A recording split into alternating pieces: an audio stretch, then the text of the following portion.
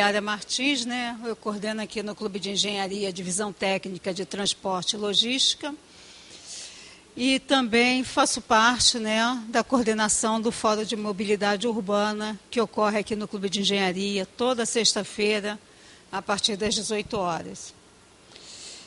E nessa discussão nossa sobre mobilidade, transporte e logística no Rio de Janeiro, né, nós tiramos como posição discutir as políticas públicas que vêm ocorrendo nessa área. E também poder, a partir dessas discussões, tirar um material crítico, né, para que a gente possa defender um produto de trabalho, para que a gente possa defender, né, que o Fórum de Mobilidade possa defender. Então, nós já temos, né, a nossa visão a respeito de muitas coisas, como elas estão funcionando, o que vem ocorrendo no Rio de Janeiro, mas nós queremos criar elementos, até mesmo porque aqui é um espaço técnico, né, criar elementos para uma discussão mais apurada e que o clube realmente possa contribuir, né, encaminhando depois aí para os nossos futuros candidatos, né, encaminhar o que o Clube de Engenharia e o Fórum de Mobilidade esperam em relação de políticas públicas nessa área. Então, hoje, estamos iniciando uma série de debates. Hoje é uma mesa até mais técnica. Infelizmente, nós convidamos vários segmentos, mas abriram mão da participação, né? As empresas montadoras de carroceria e também as empresas ligadas a chassis.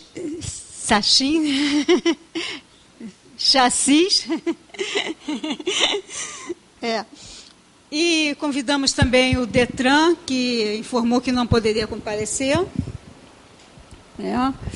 Convidamos também uma empresa que presta serviço aos condomínios da Barra da Tijuca e que oferece um serviço, né, de transporte que é diferenciado, né, não está dentro desse sistema comum.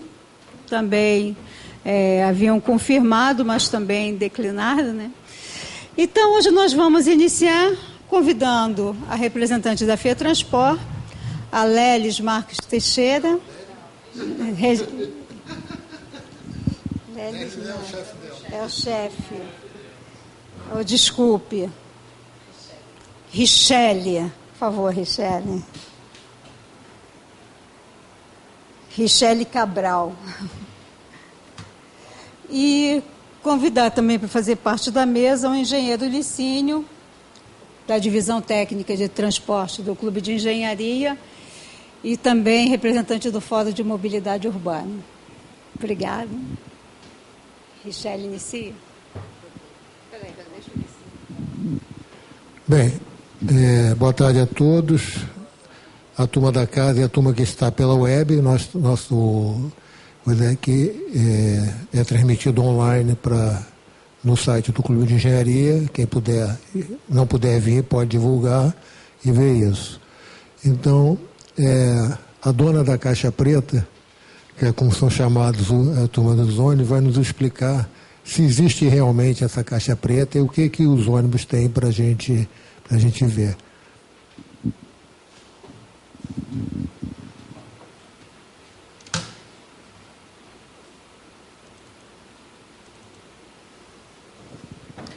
Boa tarde a todos.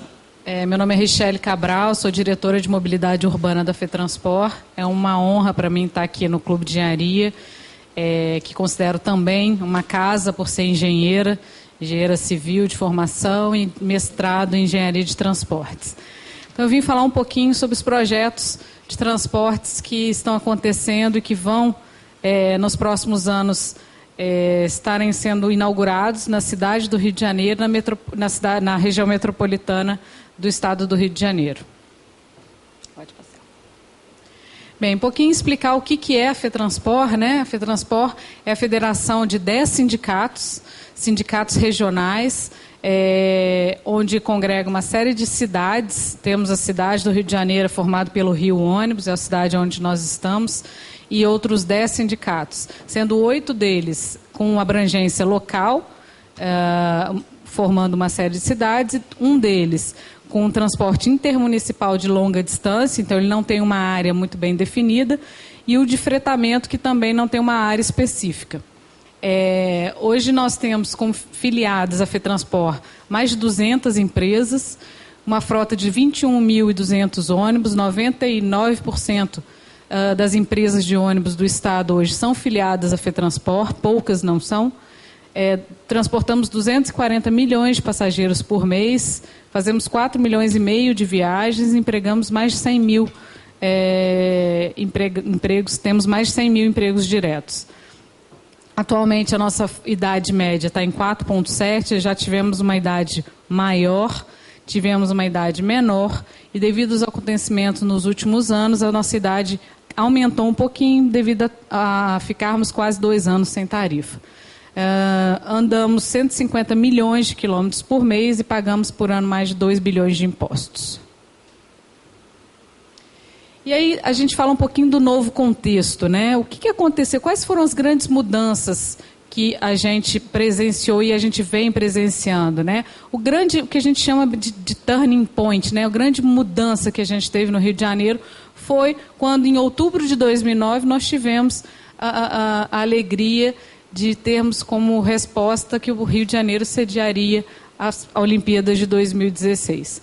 E aí a gente tinha um foco de tempo. A gente precisava cumprir tantos compromissos que o COI nos passava naquele momento, e aí o ponto forte é que a gente precisava viabilizar todos aqueles investimentos de que anos e anos não era feito na cidade do Rio de Janeiro, infraestrutura, principalmente de transportes municipais.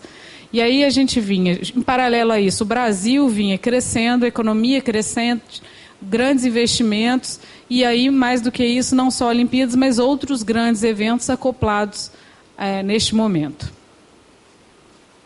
E aí a gente veio tendo algumas experiências, né, até chegar ao Rio 2016, que hoje a gente vê como sendo o nosso grande foco, 2016, mas desde lá de 2011, quando nós recebemos a primeira Olimpíada Mundial Militar, em 2011, passamos por eventos como o Rock in Rio, que para a gente se tornou um grande aprendizado, que é uma concentração de pessoas num local hoje onde não é atendido por um transporte que tem uma frequência muito grande, por nesses pontos serem localizados muitas pessoas ao mesmo tempo, no caso do Rock in Rio de 2011, e aperfeiçoamos no Rock in Rio de 2013, fazendo 2 tipos de serviço, criando uma infraestrutura própria para tal.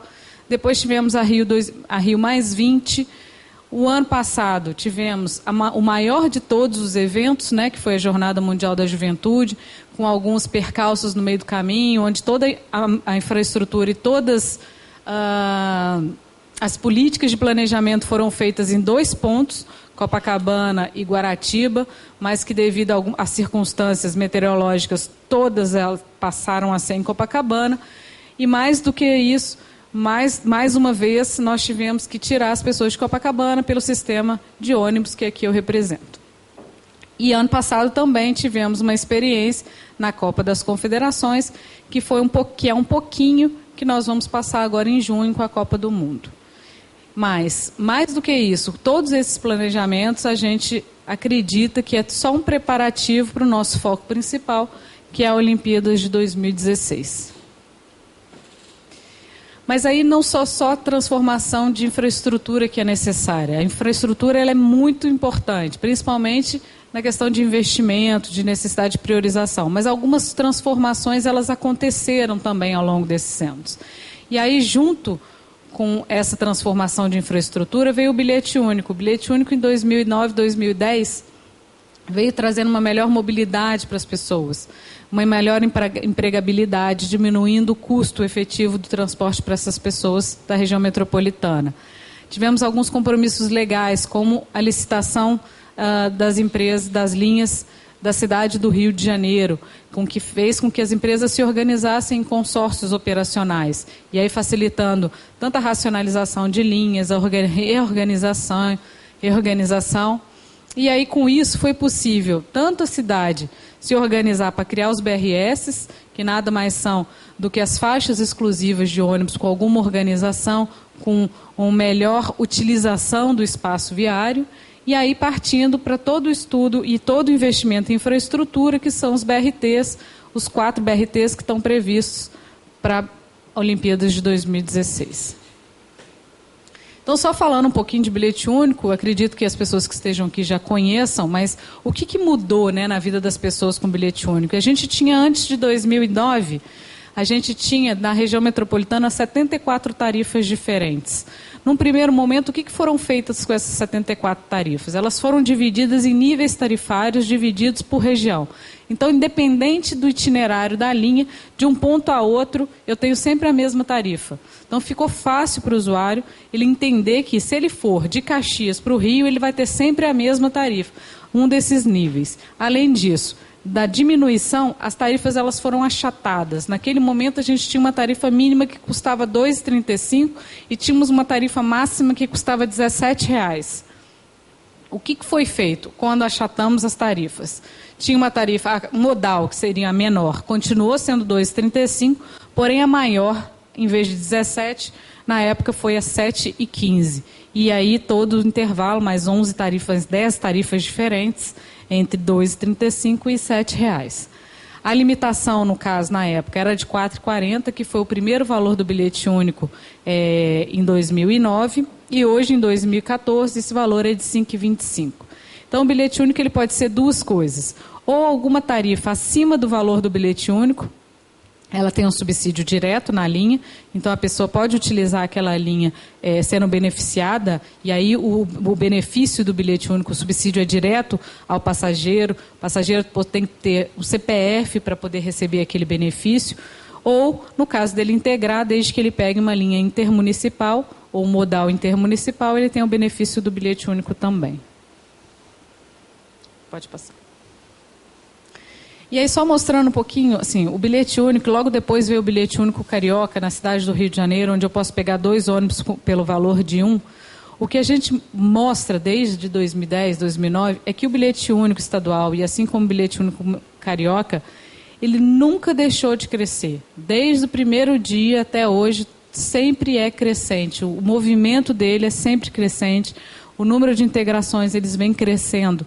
O número vem crescendo ano a ano, então as pessoas vêm aprendendo e mudando, de repente, a maneira de viajar, melhorando, aprendendo a melhor maneira dela fazer aquelas viagens, uma vez que o valor para ela é o mesmo.